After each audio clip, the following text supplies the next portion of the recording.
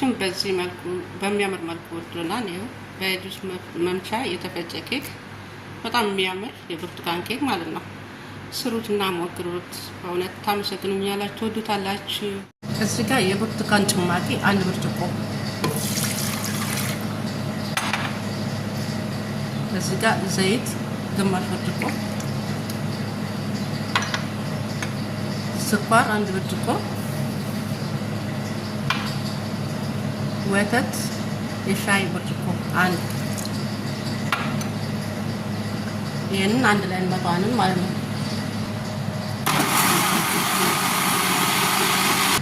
ይሄው ስኳሩን፣ ብርቱካኑን፣ ዘይቱን አንድ ላይ መተነዋል ማለት ነው። እዚህ ጋር አሁን 4 እንቁላል አለኝ። ይሄንንም በደንብ አድርገን እንመታዋለን።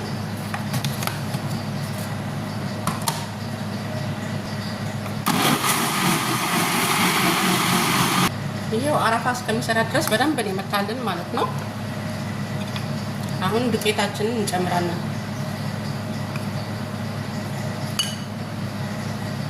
በቀላሉ ቤታችን ውስጥ ኬክ መምቻ የለንም ብለን አንጨናነቅም ማለት ነው።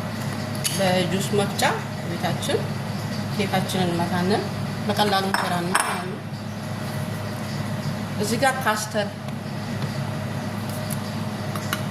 1 ማንኪያ፣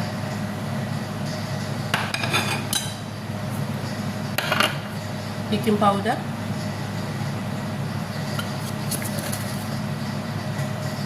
1 ማንኪያ ከግማሽ። እዚህ ጋር የብርቱካን ፍቅፋቂ አለኝ።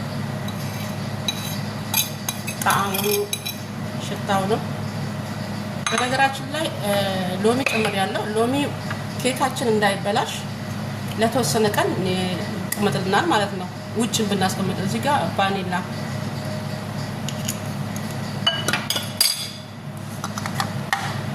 የኛውን በደንብ አድርገን እንመታዋለን ማለት ነው።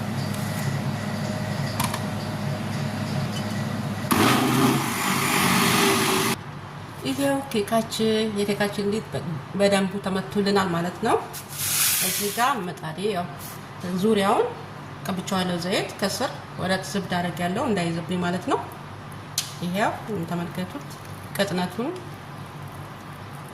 እንደዚህ ቀጠን ሲል ማለት ነው ኬኩ በጣም የሆነ ሶፍት፣ በጣም ድርቅ አይልም። በጣም የሚያምር ኬክ ነው የሚሆነው።